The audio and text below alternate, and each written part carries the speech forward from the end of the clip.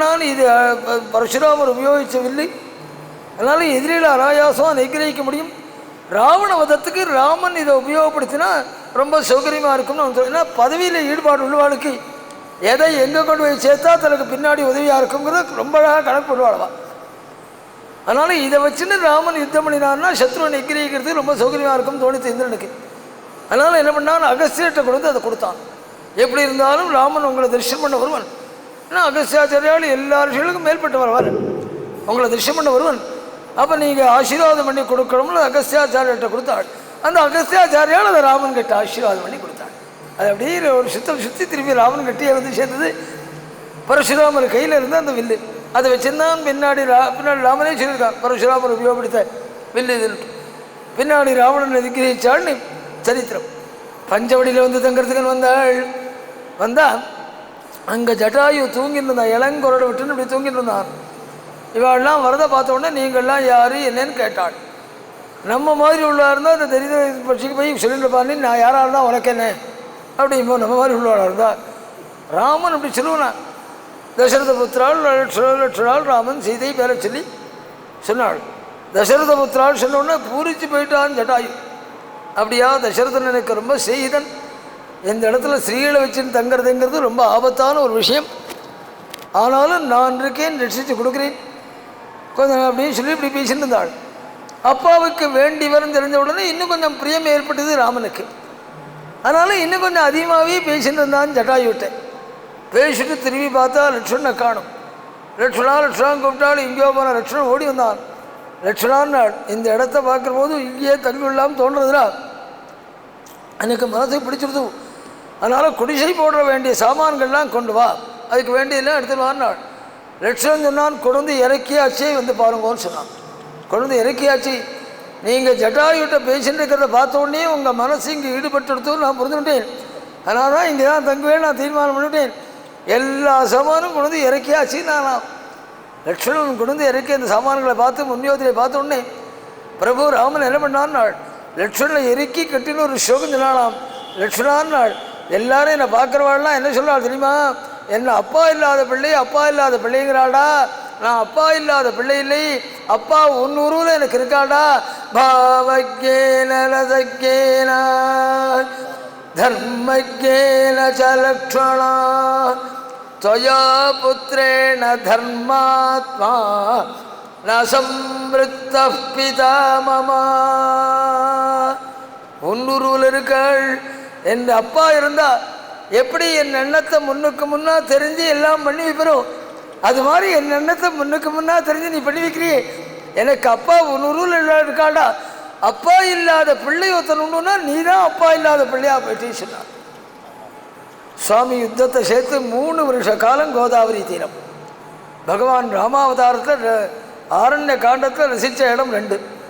ஒன்று சுதீக்ஷங்கிற ஒரு மகர்ஷி, அவருடைய ஆசிரமத்தில் ரொம்ப வருஷம் 10 வருஷம் அவருடைய ஆசிரமத்தில் இருந்தான்னு சொல்கிறார் வால்மீகி. 10 வருஷம் ஆசிரமத்தில் இருந்தான்னு சொல்கிற காலத்தில் அதை வர்ணிக்கலை வால்மீகி. சுதீக்ஷுடைய ஆசிரமத்தில் 10 வருஷம் அங்கே மட்டும் கதா சம்பத்சரா தசா அப்படின்னு ஒரு 1/4 ஸ்லோகத்தில் 10 வருஷம் நான் அந்த ஆசிரமத்தை தங்கியிருந்தான் அப்படின்னு மட்டுமே சொன்னாலே தவிர அந்த ஆசிரமத்தை பற்றி வர்ணிக்கலை. அந்த இடத்துல 10 வருடம் இப்போ தங்கியிருக்கானோ அந்த இடத்த ரமிச்சிருக்கணும், சுவாமி ஈடுபட்டிருக்கணும். தண்டக ஆரண்யத்தில் ரசித்த இடத்துல அது ஒன்று. 2வது இந்த கோதாவரி தீரம். இந்த இடத்துல பரம சந்தோஷமாக இருந்தான் பிரபு. எப்போ பார்த்தாலும் மகர்ஷியுடைய சங்கமும் மகர்ஷியுடைய பேச்சு அவளோடு இருந்துட்டு அப்படி 3 வருஷ காலம் கோதாவரி தீரத்தில் இருந்துட்டு இருக்கிற போதும் தினமும் அந்த கோதாவரியில் பிராதஸ்தானம் பண்ணுவாளாம் 3 பேரும். வால்மீகி அது ரொம்ப அற்புதமாக வரிச்சாள். பிராதஸ்தானம் பண்ணி அனுஷ்டானம் இப்படி பண்ணி அந்த 3 பேரும் ராமனும் சீதையும் உட்காந்து ஸ்நானம் பண்ணிட்டு உட்காந்துருக்காளாம். ராமன் காயத்ரி ஜெபம் பண்ணுறான், சீதை அஷ்டாட்சரி போன்ற மந்திரங்களை ஜெபம் பண்ணிருக்காள். அப்படி 2 பேரும் மந்திரம் பண்ணி உட்காந்துருக்காளாம். தம்பதிகள் 2 பேரும் சேர்ந்து இருக்கான்னு தெரிஞ்சால் எங்கிதான் தெரிஞ்சவன் லட்சுமணன் கொஞ்சம் தள்ளி போய் உட்காருவான். அவள் பக்கத்தையே வந்து இடிச்சுன்னு உட்கார வழக்கம் இல்லை. கொஞ்சம் தள்ளி இப்படி நகர்ந்து உட்காந்துருவான். அது மாதிரி ஜனக்கம் தள்ளி இன்னொரு பராங்கில் உட்காந்துருக்கான். அந்த 3ஐயும் ஃபோட்டோ எடுத்த மாதிரி வர்ணிச்சார் வால்மீகி. அந்த 3 பேரும் உட்காந்துருக்கிறது எப்படி இருக்குமானால், கிருதாபிஷேகோ கிரிராஜபுத்ரியா ருத்ரஸ்ஸ நந்தி பகவானிவேஷா. ராமனையும் சீதையும் பார்க்குற போது பார்வதி பரமேஸ்வராவை பார்க்குற மாதிரி இருக்கான். நந்திகேஸ்வரை பார்க்குற போது ருத்ர சனந்தி லட்சணை பார்க்குற போது நந்திகேஸ்வரை பார்க்குற மாதிரி இருக்கான். அப்படி வந்துச்சாள். அங்கே சாணத்தை முடிச்சுட்டு தன் ஆசிரமத்துக்கு வந்து கால வேளையிலே உவாச்ச விவிதா கதாக, புண்ணியமான சரித்திரங்களை கால வேளையில் பிரபு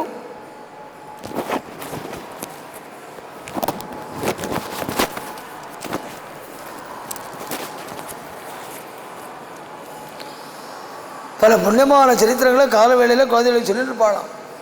பிரவச்சனங்கள்லாம் பெரும்பாலும் கால வேளையெல்லாம் கேட்கணும்னு சொல்லப்பட்டிருக்கு. ஏன்னா அப்போ தான் மனசு சுத்தமாக இருக்கும், முடியே மனசில் படியும் விட்டும்.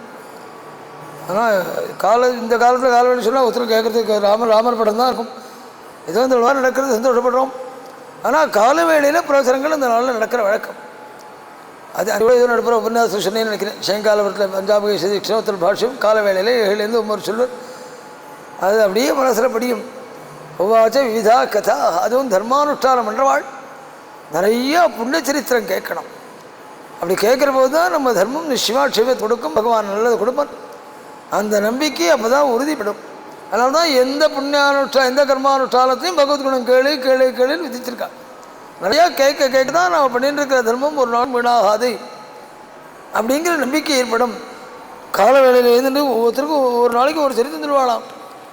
ஒரு நாளைக்கு சுவாமி நம்ம குடும்பத்தில் ஹரிச்சந்திரன் ஒருத்தர் இருந்தாண்டா எவ்வளோ பாடுபட்டிருக்கான் தெரியுமா தர்மத்துக்காக நீ ஹரிச்சந்திரன் சரித்திரம் சொல்லுவாளாம்.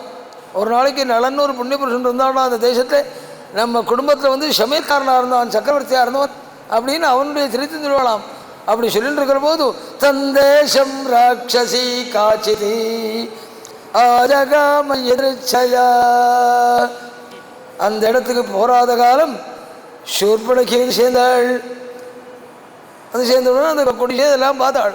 ராமன் அழகாக ஜபம் பெரும்பாலும் புள்ளாள் வாசல்ல திண்ணையில் உட்காண்டிருப்பாள். இப்போ கல்லப்படுற மாதிரி ஆள் அப்படி உட்காந்துருப்பாள் கூடத்தில். அப்படி தானே இருப்பாள். பிரபு ராமன் குடிசையினுடைய வாசல் பகுதி இருக்கே, அதில் உட்காந்து ஜபங்கள்லாம் பண்ணிட்டு இப்படி உட்கார்ந்துட்டு இருக்கான். அந்த ராமனை பார்த்தாலாம். வெறும் மர உரி தான் கட்டின்னு இருக்கான் ராமன். ஆனால் பார்த்தவுடன் ததர்ஷ திரிதசோபமம், மன்மதனை பார்க்குற மாதிரி தோணித்தான் அவளுக்கு. அப்படி உண்மையாக பானுஷாலம் பண்ணுவார்கள். எந்த விதமான அலங்காரம் பண்ணிக்க வேண்டிய தேவையே இல்லை. அந்த தபஸே அவளுக்கு பெரிய அலங்காரம். பிரபு ராமனை பார்க்குற போது மன்மதனை பார்க்குற மாதிரி தோணித்தான். அப்படியே ராமனை தூக்கின் வேணும் தோணித்தோடு இல்லையா. விதிகள் கட்டுப்பாடுகள் இதெல்லாம் கிடையாது ராட்சதர்களுக்கு. அப்படியே தூக்கின் வேணும் தோணித்தான். அதனால் அங்கேருந்து ராமன் இருக்கிற பகுதிக்கு வந்து சேர்ந்தாள். ராமனை பார்த்து அதட்ட ஆரம்பித்தாள். அது அசத்துக்களுடைய குணம். காரியத்தை சாதிச்சுக்கணும்னு நினச்சா அசத்துக்கள் முதல்ல என்ன பண்ண தெரியுமோ 10 அதட்டால் அதட்ட ஆரம்பிக்கும். அதுதான் அசத்துக்களுடைய குணம். அப்படியே மெட்ராஸ் பக்கங்களில் கார்பரேஷனில் பியூனாக இருக்காமல் இருக்கும். கால வேளையில் இதெல்லாம் மார்க்கெட்டுக்கு வருவார். வந்து ஏன் இங்கே கத்திரிக்காய் கூடைய வச்சேன், ஏன் இந்த இடத்துல தேங்காய் கூடைய வச்சேன், ஏன் இந்த இடத்துல பரத்தினேன்னு 4 மிரட்டல் மெட்டுட்டு 4 கத்திரிக்காயை கொண்டா வெண்டைக்காயை கொண்டாலும் சமையலுக்கு வாங்கிட்டு போயிடுவோம். அதட்டில் பார்த்தா சிதா ஆளை விட்டா போகிறோம்னு கொடுத்துருவோம். அது மாதிரி முதல்ல காரியத்தை சாதிச்சுக்கணும்னு நினச்சுன்னா அது அசத்துக்களுடைய குணம். முதல்ல அதட்ட ஆரம்பிக்கும். அது மாதிரி சூர்பனகை என்ன பண்ணாள், முதல்ல ராமன் கிட்ட வந்து விஷயங்களை வாங்கிட்டாள். நீங்கள்லாம் யார் என்னன்னு கேட்டாள். பொதுவாகவே பகவான் பொய் சொல்ல மாட்டான், அதுலேயும் விரத காலங்களில் பொய் சொல்ல மாட்டான், அதுலேயும் ஸ்ரீகள்கிட்ட நிஷ்டா பொய் சொல்ல மாட்டான். அதனால் தசரபுத்திரால் எல்லா விஷயத்தையும் சொன்னாள் தான் யார் என்னங்கிறத. அதெல்லாம் கேட்டுட்டு அதுக்கு மேலே அதட்ட ஆரம்பித்தாள். ராமா, இந்த இடங்கள்லாம் என்னுடைய ஆசிரமம், நீங்கள் குடிசை போட்டு ரொம்ப தப்பாக்கும், எங்கள் பர்மிஷன் இல்லாமல் உத்தரவு இல்லாமல் நீ குடிசை போட்டுக்கப்படாது அப்படின்லாம் ஆரம்பித்தாள். சொல்லிட்டு நீ போனால் போகிறது குடிசை போட்டு தப்பு, உன்னை மன்னிக்கணும்னா ஒரே ஒரு காரியம் பண்ணினா உன்னை மன்னிக்கிறேன். நான் என்ன தெரியுமா, என்னை கல்யாணம் பண்ணிவிடு, என்னை ஏற்றுனுட்டேன்னா போனால் போகிறதுன்னு உன்னை மன்னிக்கிறேன். நீ என்னை ஏற்றுனேன்னா இன்னொரு லாபம் உண்டு. என்ன தெரியுமா, இதை விட ரமணீயமான இடங்கள் இங்கே நிறையா இருக்குது. இந்த பிராந்தியங்கள்லாம் எனக்கு நன்னா தெரியும். அங்கெல்லாம் ஒன்று அழைச்சின்னு போயிடுவேன் அப்படிலாம் ஆரம்பித்தாள். தூக்கியாரி போட்டது ராமனுக்கு. ஏன் தெரியுமோ, ஒரு ஸ்திரீ நேரடியாக வந்து இவ்வளோ தயக்கம் இல்லாமல் பேசுவள்னு அவர் சொப்னத்தில் கூட நினைக்கல. ஏன்னா பாரத தேசத்து ஸ்திரீயில் தானே பார்த்துருக்கார் அவர். முதல் வெளிநாட்டு ஸ்திரீ அன்றைக்கி தான் பார்க்குறார் அவர். அதனால் இப்படி கூட பேசுகிற ஸ்திரீகள் உண்டா அப்படின்னு தோணித்தான் ராமனுக்கு. அதனால் என்ன பண்ணால் பரிகாச அவிசக்ஷனான வால்மீகி அது அவளை எண்ணத்தை தூண்டி விட்டு பார்க்கணும்னு நினச்சான். அதில் அவள் எவ்வளோ தூரம் போகிறாள் அப்படின்னு பார்க்கணும்னு நினச்சாலாம். அதனால் என்ன அந்த குணம் எந்த அளவு இருக்குது அவளுக்கு அப்படின்னு தெரிஞ்சுக்கணும்னு. அதனால் என்ன பண்ணான்னு அவள் எப்படியே ஆரம்பித்தா அம்மான்னு இது இந்த ராமாயணத்தில் நவரசம் இருக்குது, அதில் ஹாஸ்யரசம் இருந்த பகுதி இது அப்படின்னு கவிகளே வியாக்கியாதாக்களே எடுத்து கொடுத்துருக்காள். ராமன் அம்மான்னு வாங்குவோம்னு சொல்லிட்டு உன்ன மாதிரி ஒருத்தர் பத்திரிகை கிடைக்கிறதா இருந்தால் ரொம்ப புண்ணியம் பண்ணியிருக்கணும். உன்னை கல்யாணம் ராஜாக்கள் எத்தனை பத்திரிகை வேணாலும் கல்யாணம் பண்ணிக்கலாம், சந்தேகமில்லை. உன்னை விவாகம் பண்ணிக்கிறத பற்றி ஆட்சேபனை இல்லை. ஆனால் உன்னை கல்யாணம் பண்ணிக்கிறதா இருந்தால் அதில் ஒரு தடங்கள் இருக்குது. என்ன தெரியுமா? ஏற்கனவே முன்னாடி நான் கல்யாணம் ஆனவன் பத்தினி இருக்காள், சீதை இருக்காள். உன்னை கல்யாணம் ரெண்டாவதாக கல்யாணம் பண்ணா முதல் மரியாதை அவளுக்கு கொடுக்கணும். நீ உனக்கு கிடைக்கிற மரியாதையிலெல்லாம் முதல் மரியாதை அவளுக்கு கொடுக்கணும். அவளை உட்கார விட்டு நீ உட்காரணும். அவள் சாப்பிட்றதுக்கு முதல் இலையில் கொடுத்துட்டு ரெண்டாவது நீ உட்காந்துக்கணும். உன் மரியாதையில் அவளுக்கு பங்கு உண்டு. உன்னை பார்க்குற போது எனக்கு என்ன தோன்றது, நீ உன்னுடைய பெருமையில் இன்னொருத்தருக்கு பங்கு கொடுக்கக்கூடாது. நீ ஏகதேசமாக அனுபவிக்க வேண்டியவள், நீ ஏகதேசமாக அனுபவிக்க வேண்டியவள். அதனால் நான் உனக்கு சொல்கிறேன் கேளுன்னு நாள் என்ன நாள் அனுஜஸ்டேஷமே பிராதா ஷீலவான் பிரியதர்ஷலா. இதோ நிற்கிறானே லட்சுமணன் என்னுடைய தம்பி, இவன் ஸ்ரீமான் அகிருததாரஷ. சம்ஸ்கிருதங்களில் சில பதங்களை ரொம்ப அழகாக உபயோகப்படுத்த முடியும். அவள் சொல்கிறவாளுடைய அர்த்தம் வேறையாக இருக்கும், கேட்குறவாளுடைய அர்த்தம் வேறையாக பண்ணிப்பாள். அந்த மாதிரி உபயோகப்படுத்துறது சம்ஸ்கிருத பாஷையை அமைக்க முடியும். சுவாமி என்ன சொன்னான் தெரியுமோ, பத்னி இல்லாதவன் ஸ்ரீமான் அகிருததார அசாயீகிருததாரகான்னு அர்த்தம். பத்னி இல்லாதவனா இப்போ பக்கத்தில் பத்னி இல்லாதவன் வந்திருக்கிற போது பத்னி இல்லாதவன் வந்திருக்கான். அந்த அர்த்தத்தில் பத்னி இல்லாதவன் சொன்னாள். அவன் கல்யாணமே ஆகாதவள் அவார்த்தம் பண்ணிட்டாள். ஸ்ரீமான் நகர்தாரஷ்டே, உனக்கு பொருத்தமான வரன். எல்லாத்துக்கும் மேலே உங்ககிட்ட அவனுக்கு ரொம்ப பிரியம்.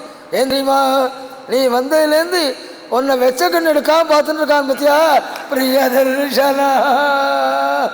சுவாமி அது வேற சொல்கிறான். அவரை போய் பிடிச்சிக்கோ, அவன் தான் சரியான வரன் இருக்கிறாள். சரி சரி லட்சுமணா, நீ தான் எனக்கு கல்யாணம் பண்ணிக்கணும். லட்சுமணன் வந்துட்டாள்.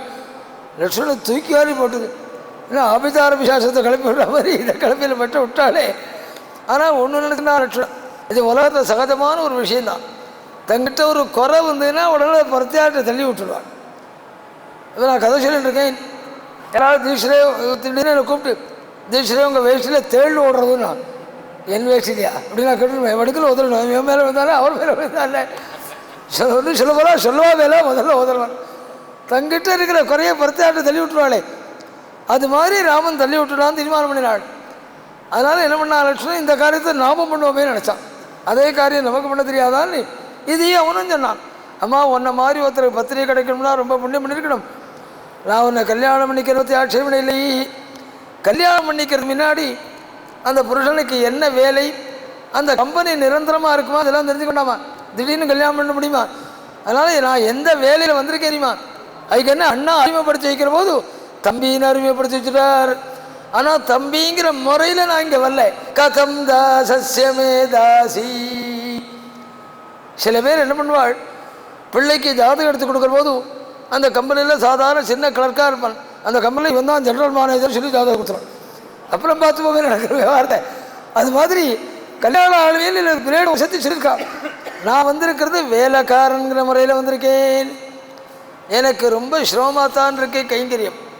ராமனுக்கும் கூப்பிட்ட குரலுக்கு கேட்டுண்டு, சீதைக்கும் கேட்டுண்டு, இங்கேயும் செஞ்சுட்டு அங்கேயும் செஞ்சுட்டு, இவாளுக்கும் பண்ணிவிட வேண்டும் அவளுக்கும் பண்ணிவிட வேண்டும், ரொம்ப சிரமம்.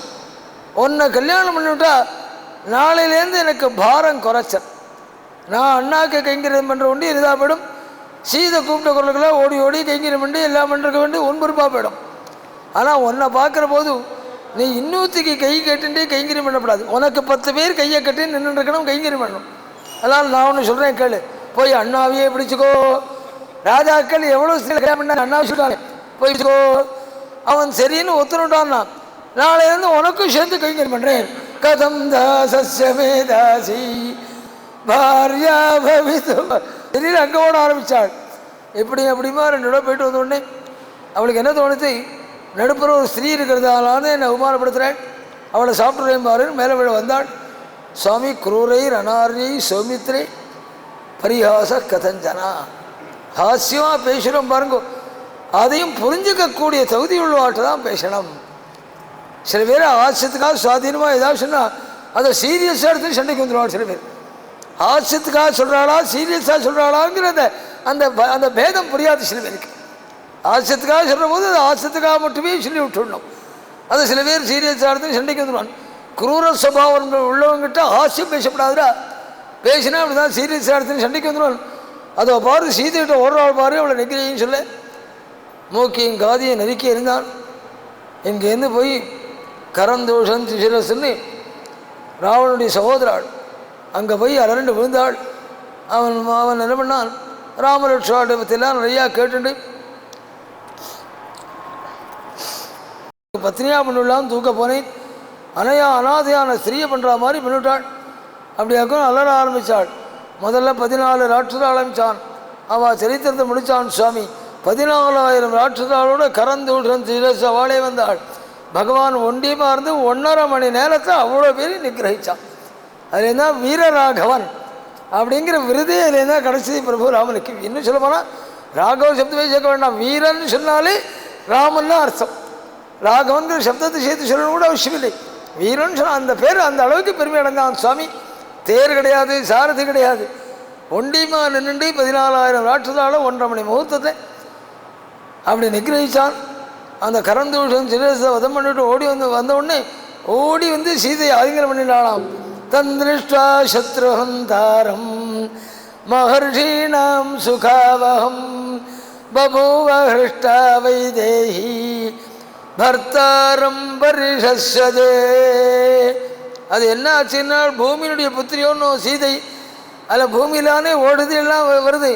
ஓடுதியில் வச்சு மருந்து பண்ணி சாத்திரா மாதிரி பகவான் மேலப்பட்ட பானங்களால் ஏற்பட்ட காயம் இருக்கே அதுக்கெல்லாம் வைத்தியம் பண்ண மாதிரி ஆகிடுதான். இதுலேருந்து சமாதாரத்தை தெரிஞ்சுட்டு சூர்பனகை மூலமாய் ராவணன் முதல்ல அகம்பரன் மூலமாக தெரிஞ்சினான். அதுக்கப்புறம் சூர்பனகை மூலமாக சமாதாரம் போச்சு. மாரீச்சனுடைய சகாயத்தை கோரி மாரீச்சன் ஆன மட்டும் கெஞ்சினான். அவர்கிட்ட போய் சேஷ்டிக்காரான்ட்டும் ஆனால் அசத்துக்களுக்கு தர்மம் சொன்னால் கால் விழுமான்னு அங்கேருந்து மாரீச்சன்கிட்ட வந்து சொர்ணமயமான மிருகம் ஆகணும், மேலே வெள்ளினால் புள்ளிகள் இருக்கணும், எகிரி குதிச்சா அந்த புள்ளியிலேருந்து வெள்ளி தூள்ளல் கீழே வேணும், அப்படியெல்லாம் நீ மாயினால் தயார் பண்ணணும் சொல்லி சாயந்தர வேலை தேரில் அழைச்சின்னு வந்து மாரீச்சனை எந்த இடத்துல சீதை இருக்காளோ அவள் கல்லப்படுற மாதிரி சீதாயா பிரமுகேசரா கல்லப்படுற மாதிரி சஞ்சாரம் பண்ணுன்னு சொல்லி தேர்லேருந்து மாரீச்சனை இறக்கி விட்டான். அவன் செத்த புல்ல மேலா மாதிரியும் எகிரி குதிக்கிறதும் துள்ளி குதிக்கிறதும். சாயந்தர வேளையில் சீதை குசுமாபச்சயவ்யக்ரா புஷ்பங்கள் எடுத்துட்டு இருக்காளாம் மரத்துலேருந்து. அந்த நிலையில் உள்ள ஸ்ரீவள் பார்த்தாள். இதை பார்த்த உடனே சத்வனா ஹிருத சேதசா அந்த கபடும் அந்த மாயையும் அந்த தோலும் அவருடைய மனசை அபகரிச்சது. ராமாதியில் கூப்பிட்டாள், அதை பிடிச்சின்னு வரணும்ட்டு அடிக்கடி சொல்லிட்டு இருக்கா மாதிரி காரியம் எப்படி செய்யணுங்கிறத ராமாயணத்துலேருந்து தெரிஞ்சுக்கணும். அந்த மிருகத்தை பார்த்த உடனே மனசு அந்த மிருகத்திட்ட போயிடுச்சு. அதை உயிரோடு பிடிச்சின்னு வரணும்னு நினச்சாள். அதுக்கு ராமலட்சுமணை கூப்பிட்டு அனுப்பணும்னு நினச்சாருந்தா என்ன பண்ணணும், உள்ளே போய் ராமலட்சுமணை சொல்லணும், இதை ஒரு வாசலில் வந்து பாருங்கோ, ஒரு மிருகம் வந்திருக்கு, அது எப்படி இருக்குது தெரியுமா, நீங்கள் வந்து பிடிச்சி கொடுக்கணும்னு உள்ளே இருக்கிற ராமலட்சுமணை கூப்பிட்றது உள்ளே போய் கூப்பிடணும். ஆனால் அப்படி கூப்பிட்டான்னு சொல்லலை வால்மீகி. தம்மிருகம் சாதுவீக்ஷதே அந்த மான கண்ணால் பார்த்துட்டு குரலால் மட்டும் உள்ளே இருக்கிற ராமலட்சுமணை கூப்பிட்டாலாம். அந்த கூப்பிடுற போது ஒரு புத்திசாலித்தனம். மானை பார்த்துட்டு குரலால் மட்டும் கூப்பிட்டாள். நான் ஏன் தெரியுமோ, உள்ளே போய் கூப்பிட்டு உள்ளே போயிட்டு திரும்பி வந்து பார்த்தா கூட மான் எங்கேயாவது போயிடுச்சுன்னா எந்த வஸ்து அவசியமோ முக்கியமோ அந்த வஸ்துலேருந்து கண்ணை எடுக்கலையே அவள். சில பேர் என்ன பண்ணுவோம் தெரியுமோ, சாயந்தரம் 7 மணிக்கு பேப்பர் பிடிச்சிட்டு இருப்பான், திடீர்னு வீட்டுக்குள்ளே பாம்பு வந்துடும், வாசல் வந்து பாம்புன்னு அலறுவான். அங்கே தெருவில் இருக்கிறாலாம் கம்பெல்லாம் எடுத்துன்னு வந்து பார்ப்பாள், அதுக்குள்ளே பாம்பு உட்காந்துருக்கான பாம்பு எங்கேயோ போடுவது. அவன் வீட்டிலலாம் தேடி பார்த்துடும், அதெல்லாம் பாம்பெல்லாம் இல்லை சார், நீங்கள் வேறு ஏதாவது பார்த்துட்டு ஏமாந்துட்டு போயிட்டு ஏதோ சமாதானம் சொல்லிட்டு அவள் போயிடுவாள். சரின்னு கொஞ்சம் நாய்க்கு வச்சு டிவி எல்லாம் பார்த்துட்டு ராத்திரி சாப்பிட்டுட்டு படுத்துக்கிறதுக்குன்னு உள்ளே போய் படுக்கை எடுத்து ஓதுருவான். படுக்கையிலேருந்து அந்த பாம்பு விழும். அதுக்குள்ளே வாசலேருந்து பாம்புன்னு கூப்பிட்டா ஒருத்தர் வர மாட்டான். இது பைத்திய போல இருக்குது, 2 மணி நேரத்துக்கு ஒரு தடவை கூப்பிட்டுருக்கு அப்படின்னு வரமாட்டான். ஒரு வஸ்து லட்சியமாக இருக்குமே, ஆனால் அதுலேருந்து கண்ணை எடுக்கப்படாது. தம்மிருகம் சாது வீட்சதே. அந்த மானை பார்த்துட்டு குரலால் மட்டும் ராமலட்சுமண கூப்பிட்டாளாம். இந்த மேதாவிலாசம் இருக்கு இல்லையா, இதுக்கு மேலே இன்னொரு மேதாவிலாசம். அடிக்கடி சொல்கிற மாதிரி வால்மீகி ஒருத்தரை பற்றி பேசினாள்னா அவளுடைய ஹிருதயம் குணம் எல்லாம் தெரியும் அப்படின்னா வச்சிருக்காள் ராமாயணத்தை. அதுக்கு மேலே இன்னொரு விலாசம், மேதாவிலாசம். எப்படி எப்படி காண்பிச்சார் வால்மீகினாள், எப்படி ஆரம்பித்தால் தெரியுமோ, ஒரு மான் வந்திருக்கு, பிடிச்சின்னு வரணும், அதோட விளையாடணும், எனக்கு ஆசையாக இருக்குது, எப்படியெல்லாம் சொல்லலை. என்ன சொன்னால் தெரியுமோ, ராமான் நாள் இங்கே வந்து பார்க்கணும், ஒரு அபூர்வமான மான் வந்திருக்கு, அந்த மானை நீங்கள் பிடிச்சுன்னு உயிரோடு பிடிச்சு கொண்டு வரணும். எதற்காக தெரியுமா, நாம் 14 வருடம் காட்டில் இருந்து அடையாளமாய் இந்த மானை கொண்டு போய் பரதனுக்கு ப்ரெசன்டேஷன் பண்ணணும். பரதஸ்யார்ய புத்திரஸ்ய சுஷூணாம் மம ச பிரபோ. பரதன் சொன்னார், ராமன் உருகி போயிடுவான். 14 வருடம் வனவாசத்தில் இருந்து அடையாளமாக கொண்டு போக வேண்டாமா? ஒன்றும் இல்லை, 2 மாதம் சிங்கப்பூருக்கு போயிட்டு வந்தாலும் ஒரு டிரான்சிஸ்டர் ரேடியோவாவது வாங்கிட்டு வரான். நான் சிங்கப்பூர் வாங்கினது காட்டுறதுக்கு வேணுமே. அப்படி இருக்கிற போது 14 வருடம் மரத்தில் இருந்தா ஏதாவது கொண்டு போய் பரதனை கொடுக்க வேண்டாமா? அதுக்கு இந்த மகனை கொண்டு போய் கொடுக்கணும் நாளாம். ராமலட்சுமணன் 2 பேரும் வந்து பார்த்தாள். பார்த்த உடனே ராமனை பார்த்து சொன்னாள், அந்த மானை பிடிச்சிட்டு வரணும்னு. லட்சுமணன் பார்த்தான், ராமானாள் உண்மையாகவே அது மான் நினைக்கிறேனா நாள். தமே வைனமகம் மன்னே மாரீச்சம் நாம ராட்சசம். மாரீச்சன்னா வந்திருக்கான், மான் வேஷம் போட்டுண்டு. அவன் அப்படி சொன்னான். சீதை உடனே இப்படி பரண்டு போய், அந்த ஸ்திரீகளுக்கு அழிச்சாட்டியம் பண்ணுறது வந்துட்டு சொல்லுச்சுங்கோ. அவளை பரமேஸ்வரன் வந்தால் கூட அவளை திருப்தி மாற்ற முடியாது. அந்த பிடிவாதம் வந்துட்டு அவளை ஒன்றும் பண்ண முடியாது. அது மாதிரி ஆரம்பிச்சுடாள் சீதை. என்ன சொன்னாள், என் மச்சன் இருக்கானே, எதை சொன்னாலும் எதிர்வாதம் பண்ணுவான், எனக்கு அந்த மானை நீங்கள் பிடிச்சுன்னு வந்து தான் ஆகணும். ஒருவேளை உயிரோடு பிடிக்க முடியலன்னா அதை அடித்தாவது கொண்டுருவோம். நான் மெட்ராஸில் இந்த கண்ணுக்குட்டி வச்சுருக்கானே பால் கறக்கலாம், அது மாதிரி வைக்கல அடிச்சாவது வச்சுக்கிறேன். ஆக மொத்தம் அந்த மான் எனக்கு வேணும்னு ஆரம்பிச்சுட்டாள். குடும்பத்தில் தலைவனாக உள்ளவாளுக்கு சில போது அப்படி ஒரு தர்ம சங்கடம் வரும். பத்தினி ஒன்று சொல்வாள், சகோதரி ஒன்று சொல்வாள், அம்மா ஒன்று சொல்வாள், மச்சினன் ஒன்று சொல்வாள், ஒவ்வொருத்தரும் ஒன்று சொல்வாள். நம்ம மாதிரி உள்ளவாள் யாராவது ஒருத்தர் பேச்சை கட்டுன்னு இன்னொருத்தர் சண்டை போட்டுன்னு அப்படி மல்லாடின்னு இருப்போம். நல்ல புத்திமான்கள் எல்லாரும் ஏற்றுக்கிற மாதிரி ஒரு முடிவு எடுப்பாள். அதான் புத்திமானுடைய லட்சணம். சுவாமி என்ன பண்ணான் தெரியுமோ, லட்சணான் நீயும் சீதையும் சொல்கிறது வெவ்வேறையாக இருக்கலாம், ஆனால் எப்படி இருந்தாலும் நான் போய் தான் ஆகணும் சொன்னாள்.